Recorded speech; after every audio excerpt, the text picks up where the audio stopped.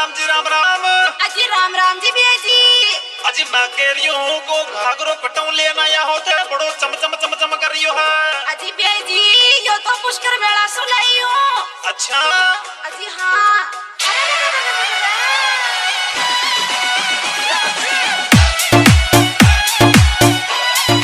DJ Ashu Ashu Ashu Ashu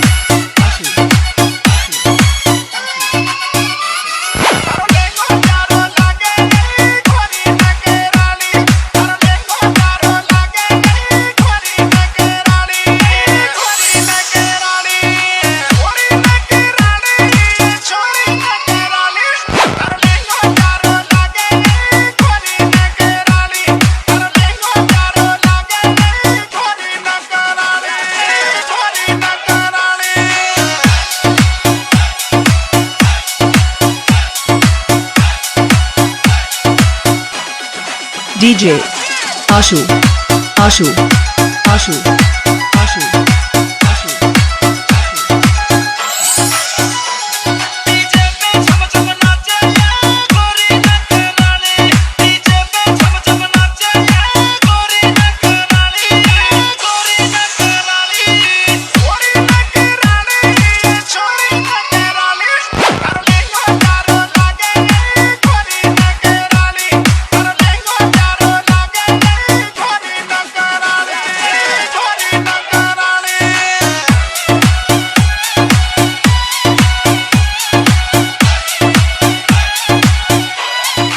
DJ Ashu Ashu Ashu Ashu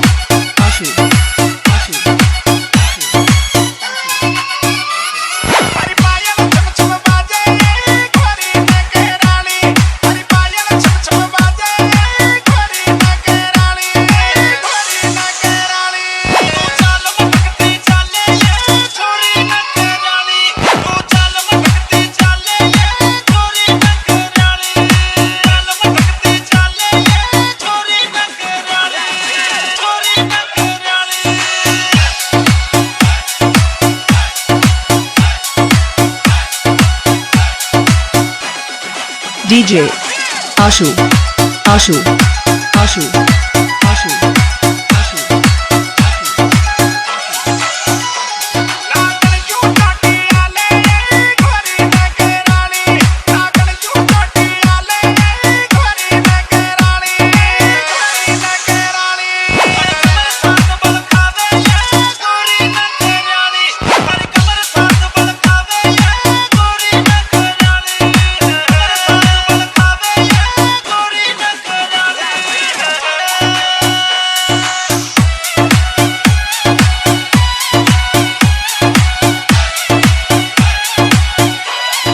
DJ Ashu Ashu Ashu Ashu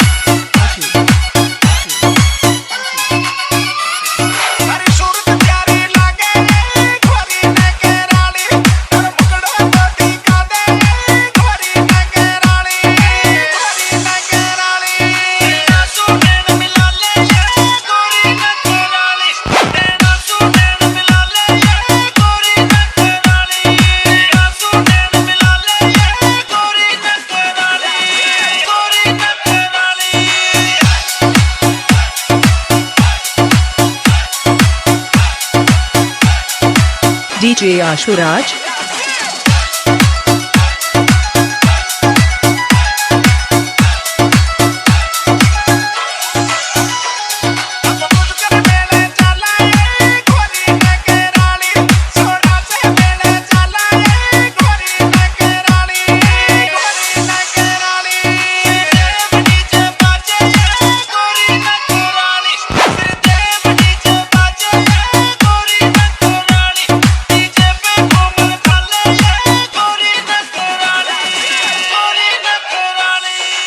DJ Ashu Raj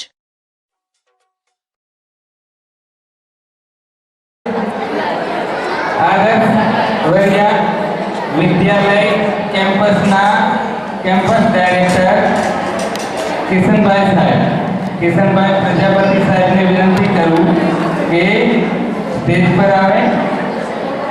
हाँ तो एमનું સ્વાગત અમારા મહેમાનો છે ડોક્ટર કેશુભાઈ પ્રજાપતિ સાહેબ, એમને વિનંતી કરું કે સ્ટેજ પર આવે.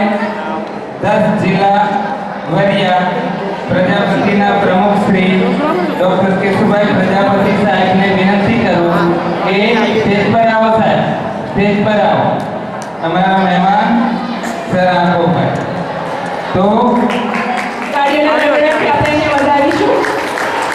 આદર્શ વરિયા વિદ્યાલય કેમ્પસના સંચાલક Shri campus director doctor Vishnubhai Patel સાહેબને વિનંતી કરું કે સ્ટેજ પર આવી જશે. કાંતિભાઈ પ્રજાપતિ સાહેબને વિનંતી કરું કે સ્ટેજ પર આવી જશે. અને રમણભાઈ પ્રજાપતિ સાહેબને વિનંતી કરું કે સ્ટેજ પર આવી જશે.